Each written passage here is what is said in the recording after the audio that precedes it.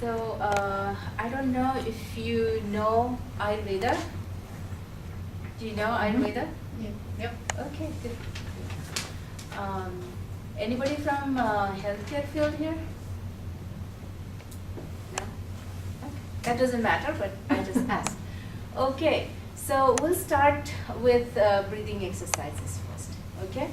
A little bit of meditation breathing exercises, just a few minutes, not much.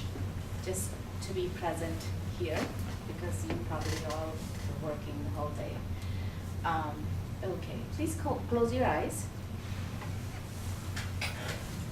And just relax your hands, your legs. Don't fold it. And just let it go. Okay? And concentrate on your breathing. Inhale. And exhale through your mouth. Inhale.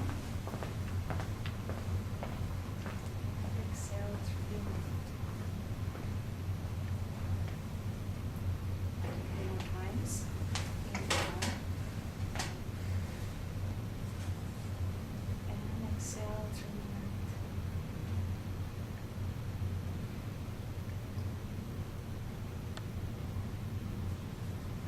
Just be present in this moment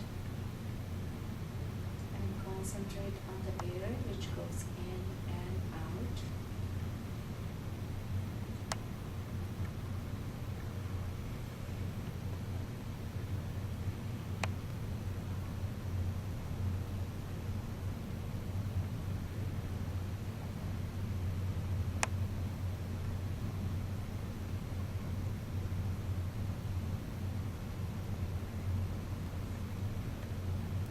Just relax your neck, your shoulders, where you have the most tension. Just release that tensions.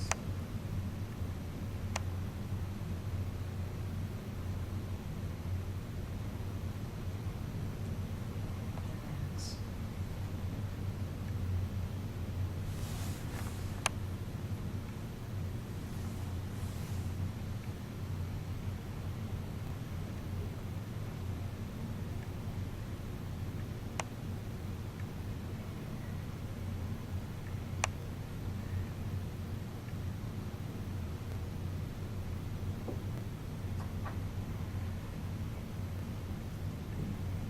And we will come back to the meditation. Very slowly. Just feel your toes and fingers back and out.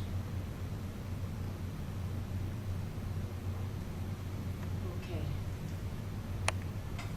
How do you feel? A little bit relaxed and ready for the presentation?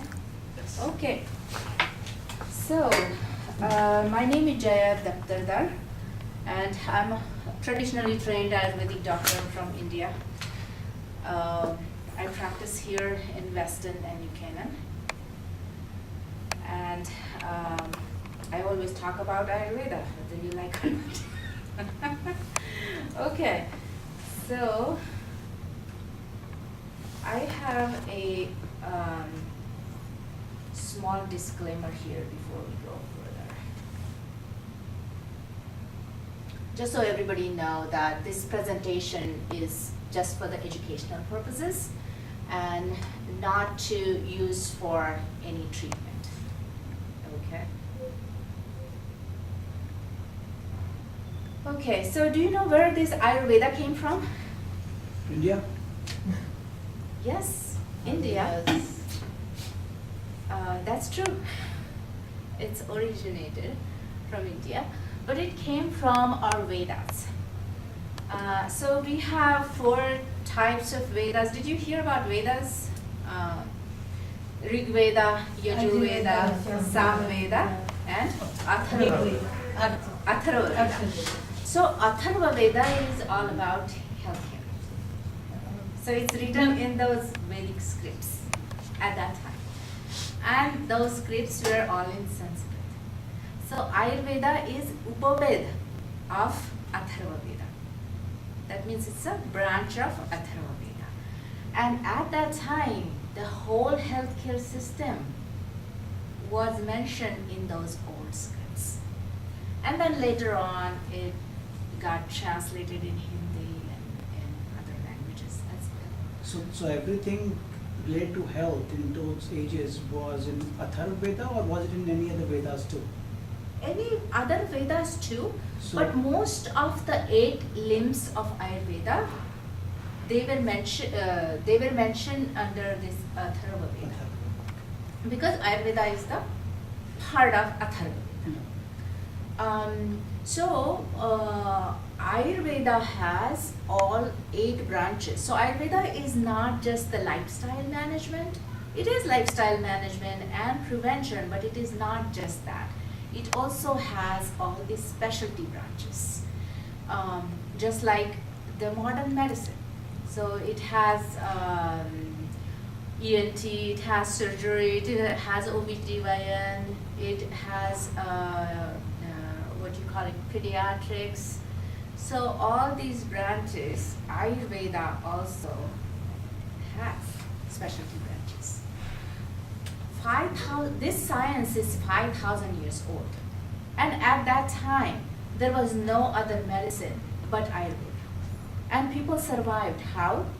They were practicing all the disciplines of Ayurveda.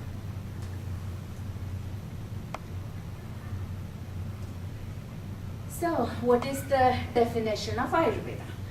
Ayur meaning life, and Veda means knowledge or science. So, it is a science.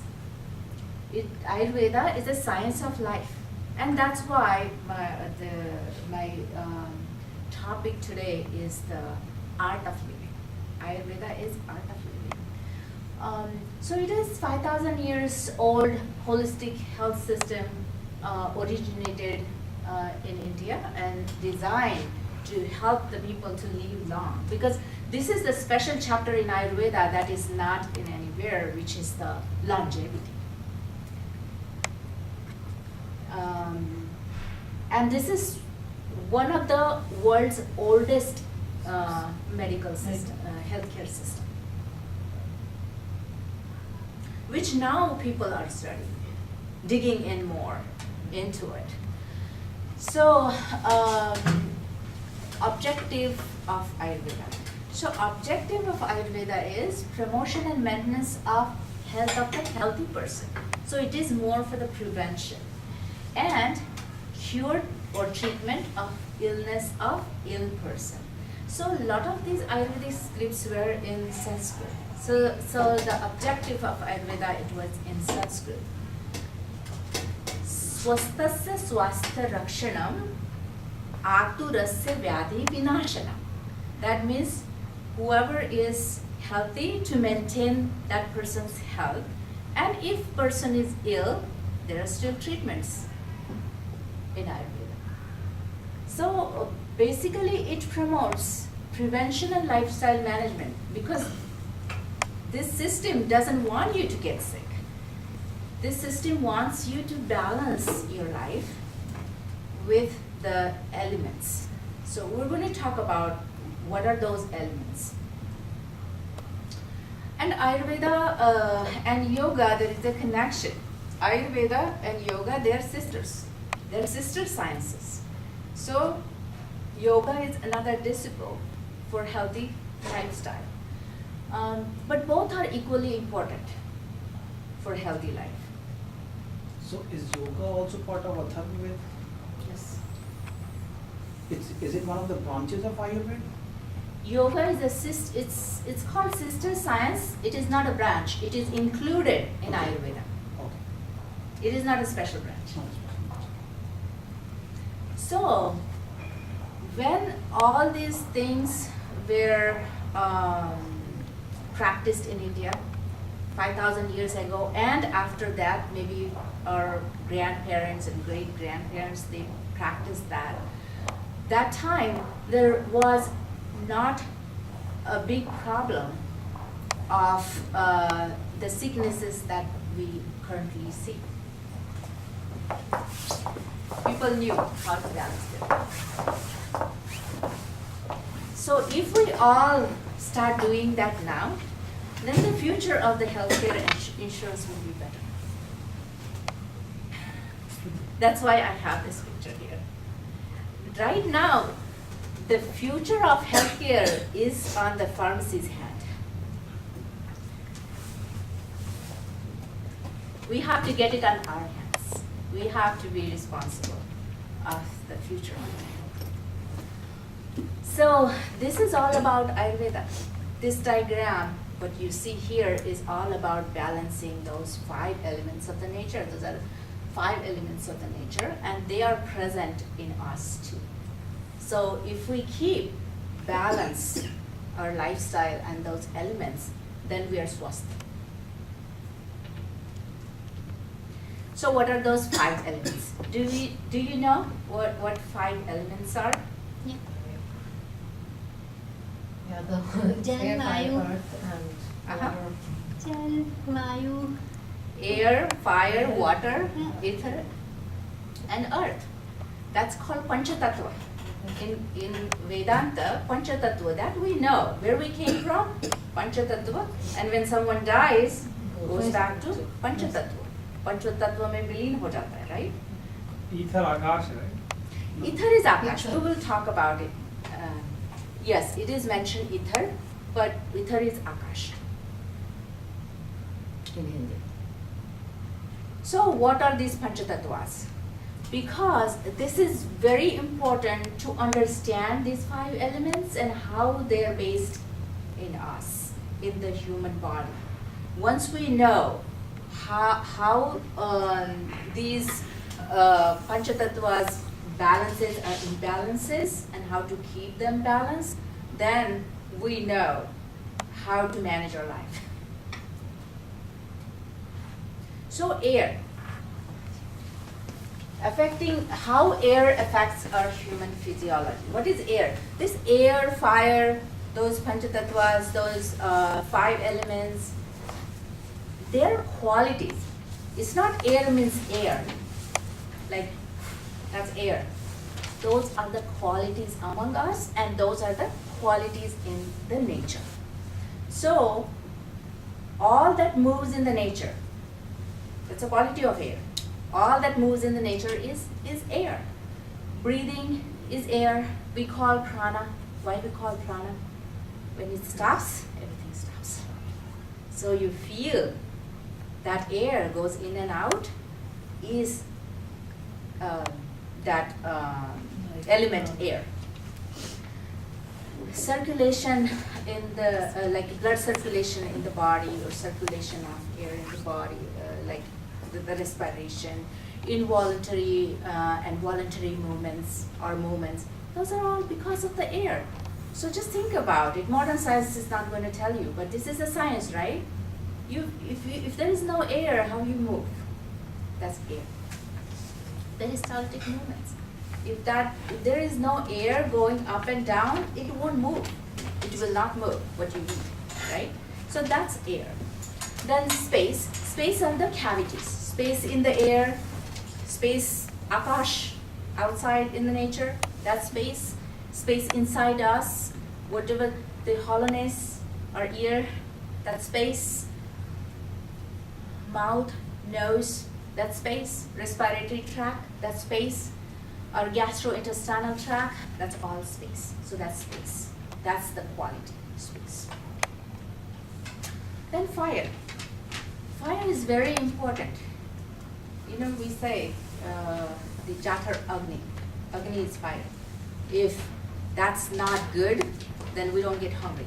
That's fire. The light in the solar system is fire in the nature. All the warm energy among us is fire.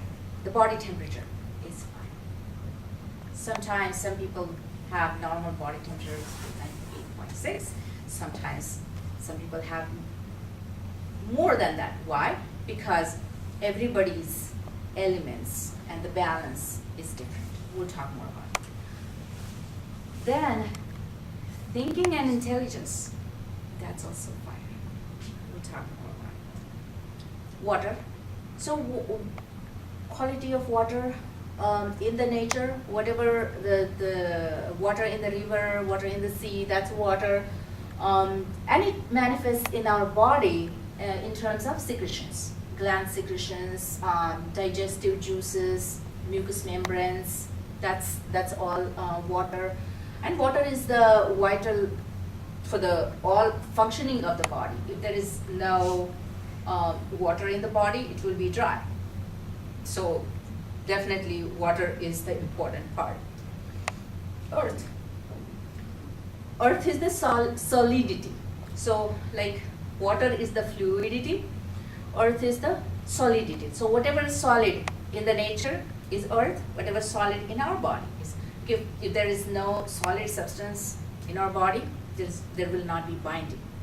So the binding force is all earth. And that is why all our parts, body parts are holding because of that solidity. And earth holds all living and non-living substances to its solid space. So earth is present in the microcosm of the human being. That's the major part. So all these great elements in the nature and among us, if they're not there, we're not there. But they are in the form of 3 doshas in our body. So they pair up together and form one dosha. Dosha is the element in our body. Dosha is the constitution. Dosha is the prakriti. You know, we say prakriti. My prakriti is vata and your prakriti is pitta. So that's prakriti. But then how this prakriti came from? It came from the combination of 2 elements. So vata came from air and space. So these are bioenergetic forces. Okay. So air and space is vata, that is the kinetic energy, energy of movement. Okay. Then pitta. Pitta is the fire and water, which is thermal energy in the body. That is responsible for generating heat in our body, and that is also responsible for the metabolic action, metabolism in us, and metabolism of our thinking power too, which is intellect, which metabolizes into intellectual mind. And kapha is earth and water. Why are we talking about all this? Because the principle of Ayurveda revolves around all these 3 doshas. That's nothing but all these 3 doshas. So kapha is earth and water, which is potential energy, binding force, we spoke about it. So this is the beautiful diagram which describes how the space and air in vata dosha, fire and water in pitta dosha, and water and earth in kapha dosha. Actually, word dosha is not like a good health. Dosha is, there is something dosh, right? But when it comes from birth, okay, that becomes your prakriti. That becomes your, by birth, that becomes your dosha, okay? So in modern science, just like in modern science, we say it's genetic, right? It came from birth, it's genetic. That's how this dosha from your birth is your prakriti. So you have to be always careful to balance that dosha. Okay? So that's called body constitution, prakriti. So kapha, pitta and vata, those are the prakritis. But it doesn't mean that your vata prakriti, your pitta prakriti, your kapha prakriti, that means you only have that dosha in you. No, all 3 doshas are present in our body because they're part of, again, 5 elements. All 5 elements are present in our body. But they are, their percentage is different. Person to person, their percentage is different. And that is the reason we all are sitting in this room. Some people feel that this temperature is warm, right? And some people feel, no, it's so cold. Some people are wearing layers and some people are not. Why? Because everybody's body temperature is different, because their prakriti is different. So that is the difference between Ayurveda and modern science, because Ayurveda treats a person, individual person, according to their prakriti. It's not symptomatic. It's not protocol based. So if you have same problem and you have same problem, but still your balance is imbalanced, same problem that you experience, but your balances and imbalances can be different, a little different. So we learned all about that. That's the same thing here. Okay. So these three great doshas, again, they have their specific expressions in human body, but in different dimensions. Vata moves in the body in form of movements. When Vata manifests in our mind, that's our thinking. So that manifests differently in different people. So that's why we say monkey mind, right? So you're sitting here, but your thinking goes, probably you're thinking, what I'm going to eat when I go home, right? That's mind. Mind is somewhere else, right? Mind moves so fast. Why? Because of Vata. And when it manifests into the spiritual level, then it's called prana, because that's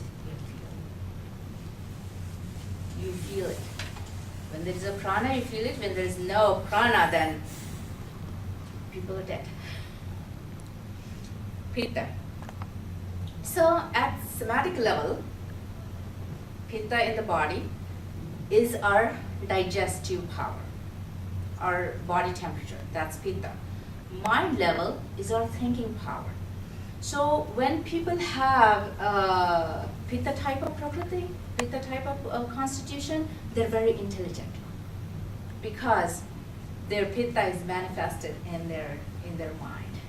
Pitta people are more intelligent. They're more like teachers, researchers. And spirit level, Pitta is tejas. So those people, they're bright. They look bright and they're thinking bright because of the Pitta, power of Pitta. Then Kapha, which has a binding force, somatic level, Kapha binds your body, we learned that. And mind level is your memory. So it sticks there. Because of the Kapha, it sticks there. When you think, you memorize, that's Kapha. And spiritual level, it's ojas, it extracts in your body. That's your immunity. So I hope you understood, because these are the three. It is very important to understand these three basic elements. That's how the body looks like. Kapha person is earthy, a little bit heavy. You can see that. Pitta person is middle type of personality, a middle body frame. And Vata type of personality is very thin, because they're moving fast. And Kapha, they're not moving fast, but they're a calm type of personality.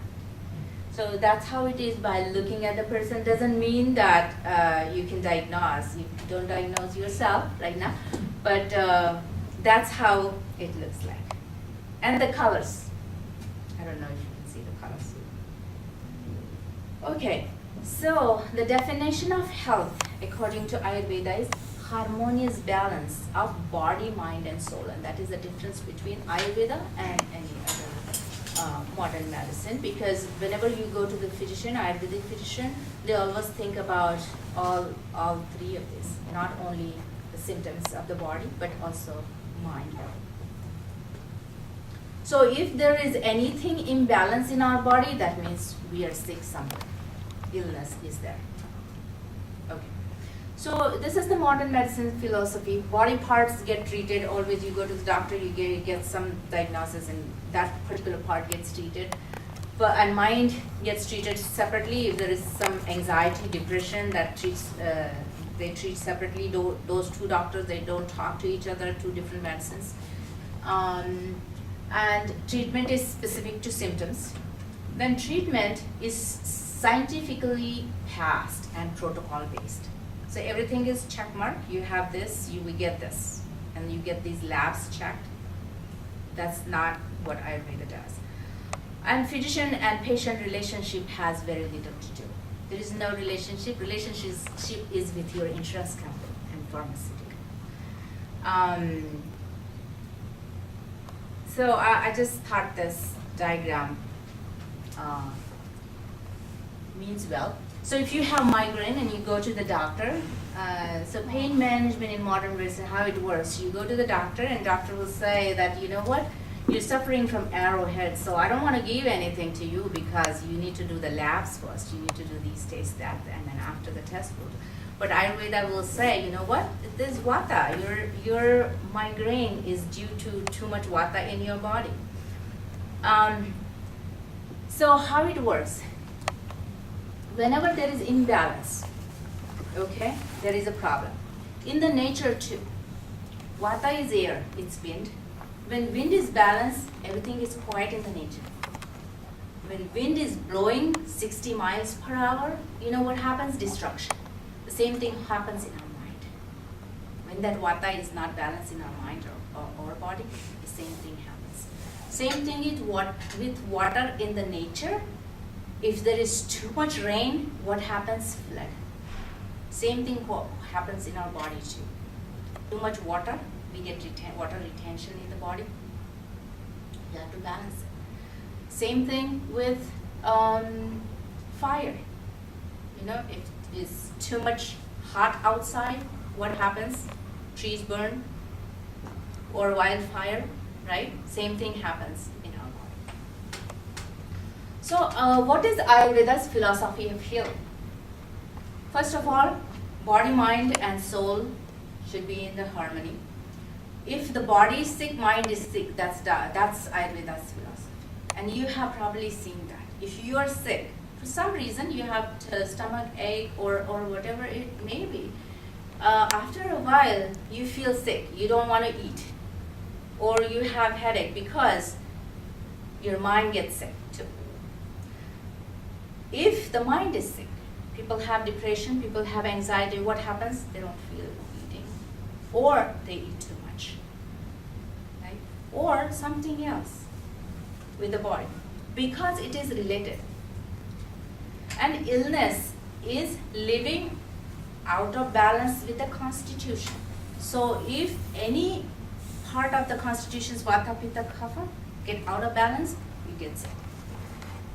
So Ayurveda says it's not just you go to the doctor when you were really sick, but you should find out your constitution, what is your body constitution, and eat according to your constitution, eat according to the season, and your occupation also plays a part in your health.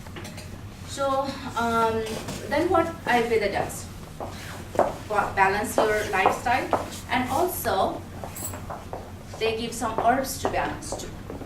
There is Ayurvedic medicine to balance. Okay. First of all, our self-power of healing is important. We all have our own healing power that we don't use. Too often, we underestimate of our power of touch, smile, some kind words, listening ear, all of which have the potential to turn our life around. So balances and, what's the time? Okay. So balances and imbalances called disease modes. Imbalances called disease modes. And how to balance it? So dosha variation is the disease mode. That means any dosha gets elevated, you get into disease mode. Seasonal changes, you get dosha elevated, imbalance. Age-related changes, you get those imbalances. So if you go to the doctor, or if you know your constitution, it doesn't remain same. As your age goes up, it changes. Then ama formation is another thing. Waste in our body, toxic substances in our body makes a difference. If we don't cleanse on time to time basis, we have, if some people have constipation, the ama part, the waste part remains in our body. And that toxic substance creates illness. Then it becomes obstruction in the channels. We call cholesterol, right? That's an obstruction in the channel. Because that ama, that sticky substance, is in your arteries, making problem. Do you have any question for now? No? It's very good. Okay.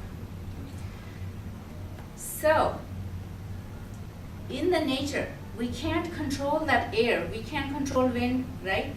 But what we control to adjust the cells. That's how we have to do for our body as well. So how do you control that? With the 60s, the food is a medicine. So the food we eat, that has all 6 tests, and those 6 tests are related to the elements. So every test has 2 elements in it, vata, pitta or kapha. So sweet taste, let's say sweet taste has earth and water in it. Okay? So kapha people can't eat more sweet. And we kind of know that. Our grandparents told, the parents told, but we don't know why. Right? Pitta people, they can eat, vata they can eat. Because if kapha people they eat, they will increase more of kapha in their body. And that is the reason when the kids have cough or we have cough, we say, don't eat sweets. Sour. Sour taste has earth and fire in it, so kapha people and pitta people can't eat, vata people can't eat. Salty, I mean this diagram says it very well. Maybe I can send slides so they can have it, right? Okay. Yeah, what the people got all the good stuff, the sweet, the sour, the salty. I know, right? Yeah. They can eat. I mean, And that's they they can go have around. to do. They have to eat more Oh, okay. because the air they're dry. Basically, they're dry. Okay. So food is a medicine, and that is why traditionally the plate is full of 6 tastes, right? But eat in moderation. Okay. So what is Ayurveda's like? So Ayurveda also talks about the nature clock. We have to do what we do in a day. Our lifestyle management should be around this clock. If we follow this, if we follow eating, then we are at least in balance. So what it is? This clock is based on sunrise 6 a.m. and sunset 6 p.m. That's not always the case. That's why we have to follow the seasonal changes. So from 6 a.m. to 10 a.m. is kapha time.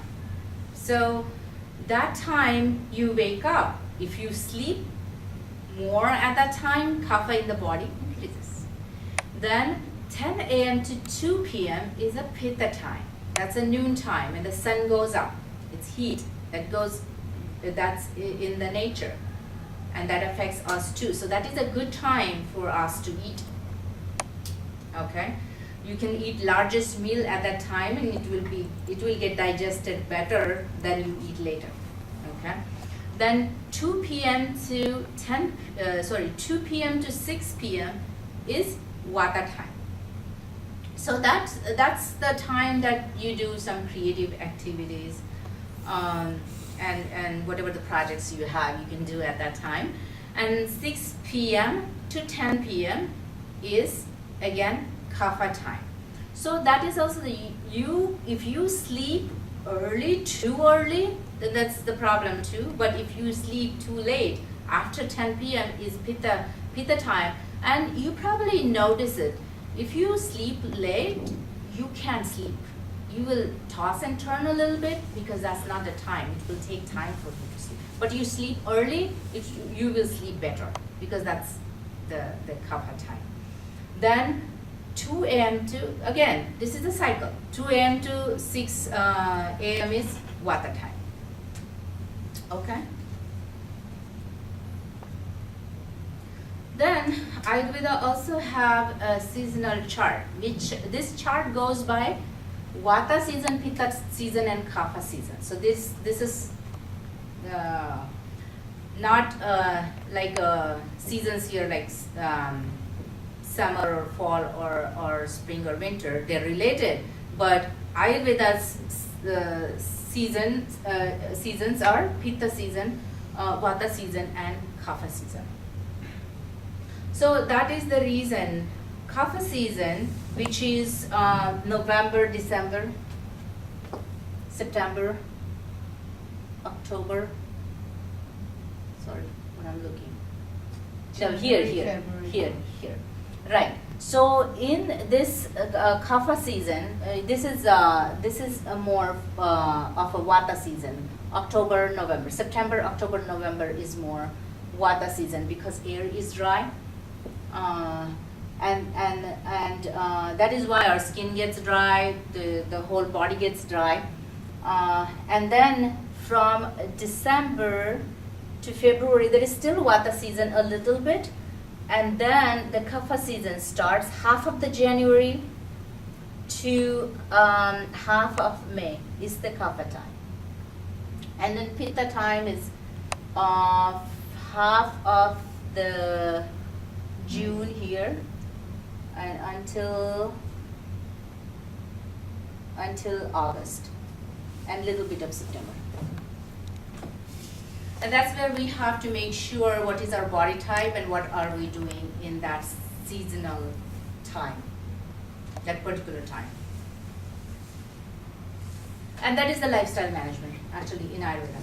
So self-care and prevention is important. Balancing of doshas and tune up with the nature. That means tune up your body balance with the nature, whatever the season is.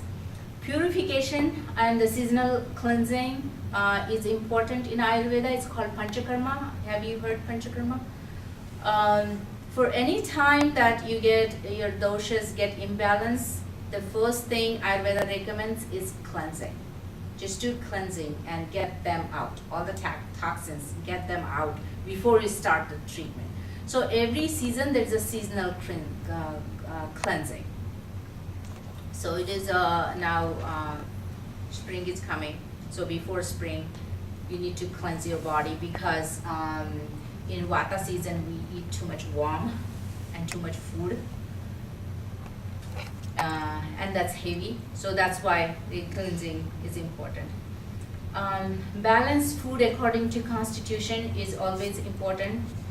Herbs to balance, there are plenty of herbs. In Ayurveda, there are herbs or the medicine for everything. Then herbal massage to center yourself and balance the mind, because Ayurveda doesn't only recommend the herbs or medicine, but it also recommends meditation, yoga, massages, therapies, yoga asanas, and exercise. This is monkey mind. But to stabilize our multitasking monkey mind, we always have to laugh, and that is medicine. Laughing is medicine. So yoga and pranayama play a very important role in Ayurveda, and there is a lot of research has been done now. Pranayama, yoga, asana reduce symptoms of depression. This research is done in Bangalore. There is a institute, National Institute of Research, and it's called NIMHANS. It's a big actually. It's a big in Bangalore, and that's where all the research has been done. When people ask me about the research, what happens is this science is originated in India. So a lot of researches are done in India, I'm not here. Here they're doing it now, but very minimum. Harvard, they did a lot of studies in yoga and pranayama. Hatha yoga is used equivalent to psychotherapy, actually, in reducing pain and aches. Yoga and breathing improves memory and learning capacity. So breathing in the morning before yoga, it's really good for your learning capacity, and also it improves digestion. Hatha yoga reduces anxiety and depression in normal adults. Deep breathing, which is valuable to manage pain, because we have capacity to manage pain. We don't learn it because we have Tylenol ready on the desk always, and we don't think about it. But you can experiment. When you go home, experiment these things and you will see the difference. That it is originated, it is in our mind. So if we have those coping skills ourselves, do some pranayama, that reduces pain. There are some pressure point therapies with the massage, head massage, and then positive state of mind always. Meditation is used, and I work in mental health and addiction facilities, and meditation is very much proven for anxiety, the relief in anxiety, chronic pain, chronic insomnia. When people do meditation morning and evening, they sleep better, and they don't need that much of sleeping pills that they do. Overall emotional well-being, meditation is good, and it increases focus and concentration. So some schools, they started mindfulness meditation here too. If you want to learn more about it, there is Raja Ayurveda in Iowa, and they started this meditation maybe 25-30 years ago in the United States, and they start in whole Iowa city. I think there is a time like 12 to 12:30 or something. Everything closes in the city and everybody does meditation. Ayurveda, we learned this. Why I have this slide here? Okay. So Ayurveda also has so many therapies, and these are the therapies which now people say that Ayurvedic spa, but it is not actually spa. Those are the real Ayurveda therapies for longevity, and those therapies are used in illnesses as well. So this is Nasya. So Nasya and Neti, now it's used in sinus problems. If you go to your ENT doctor, they will tell you, because what is the solution otherwise? They'll give you antibiotic, right? And then antibiotic again, but this doesn't go away because you know why you have the sinus problem, right? Because of the septum, deviated septum. So unless you do surgery. But this Nasya kit that you, Neti kit that you get in CVS and Walgreens, where that came from? Now your ENT doctor, your doctor also, primary care doctor suggests that. Why don't you get the Neti kit, right? That is Ayurvedic. That therapy is Ayurvedic.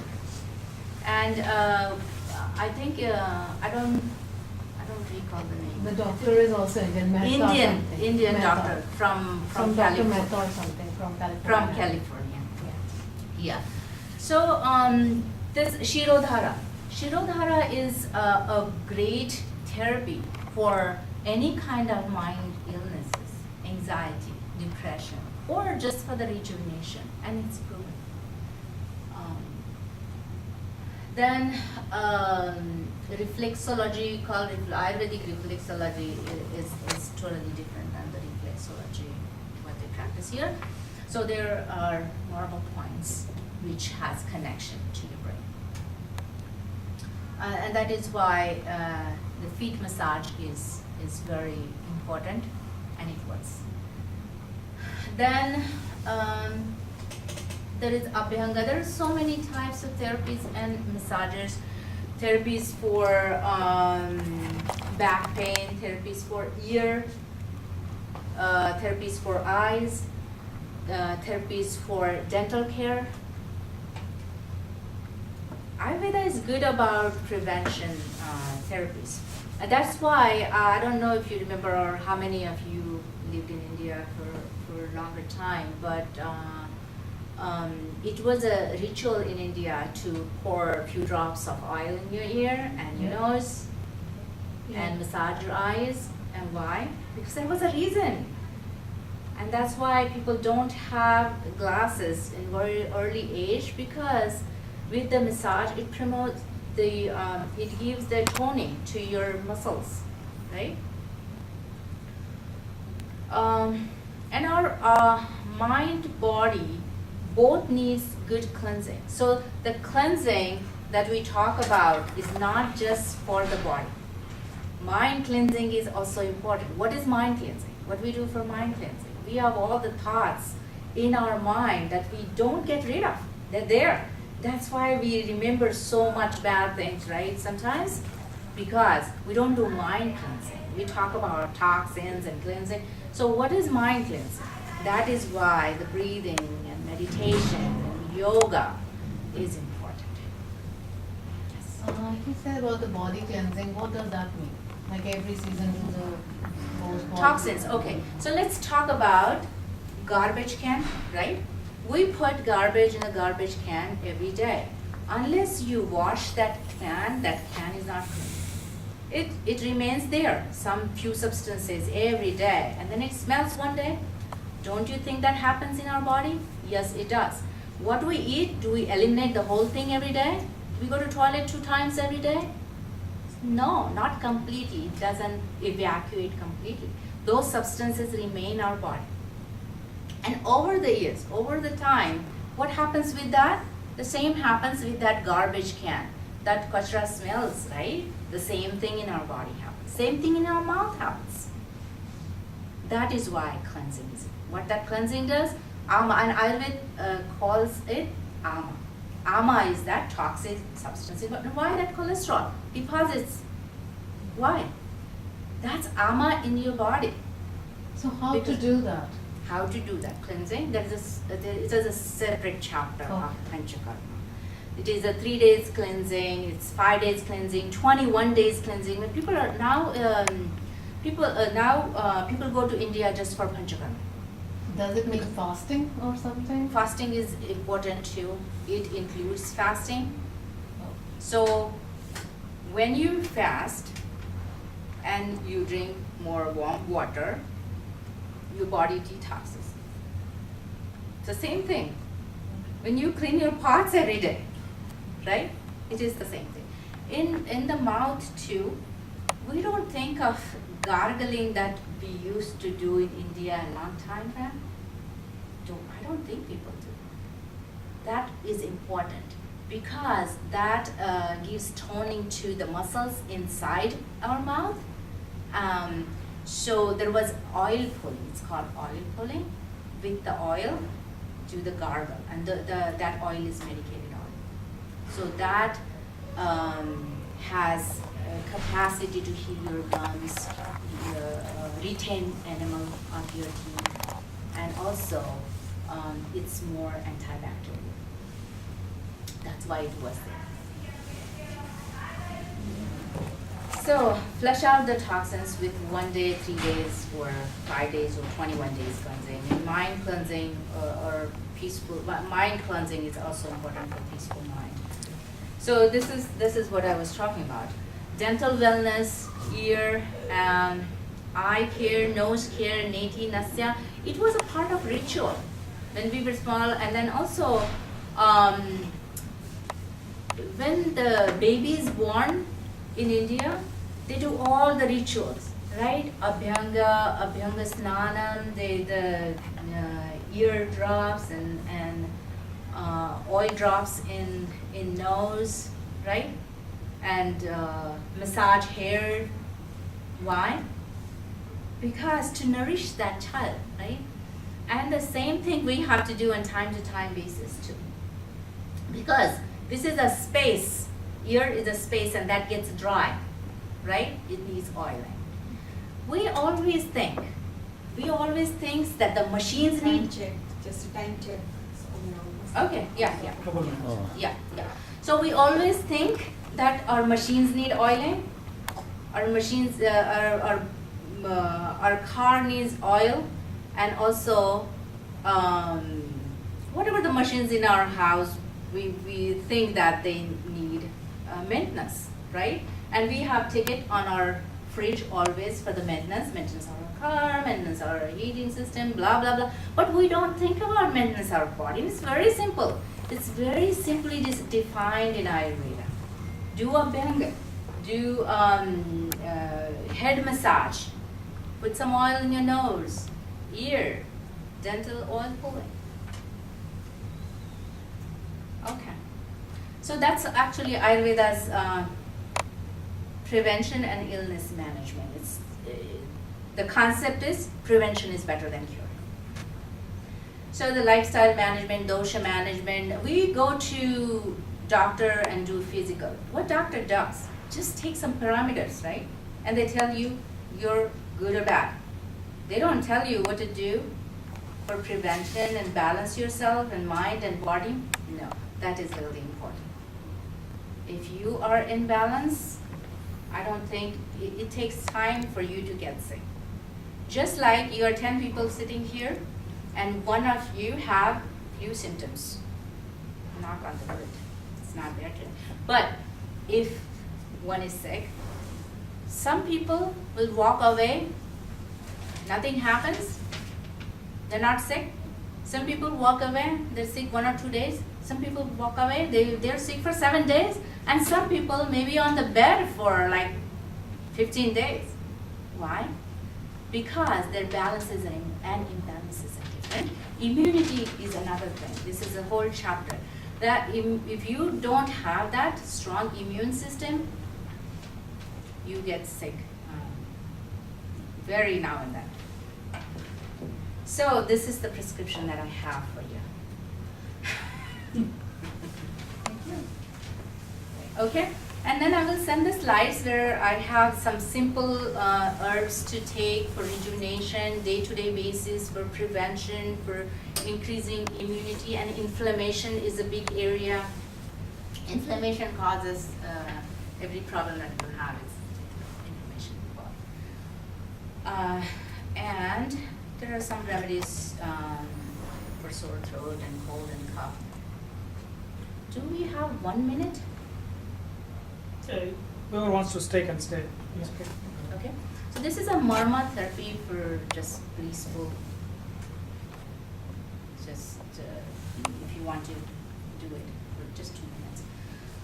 Close your mind and close your eyes. But just remember these points. If you don't remember, open your eyes. Okay. So the center point is here. Just press that point 3 times, 4 times, 5 times. Okay. And then come down underneath your eyebrows with 2 hands, 2 points,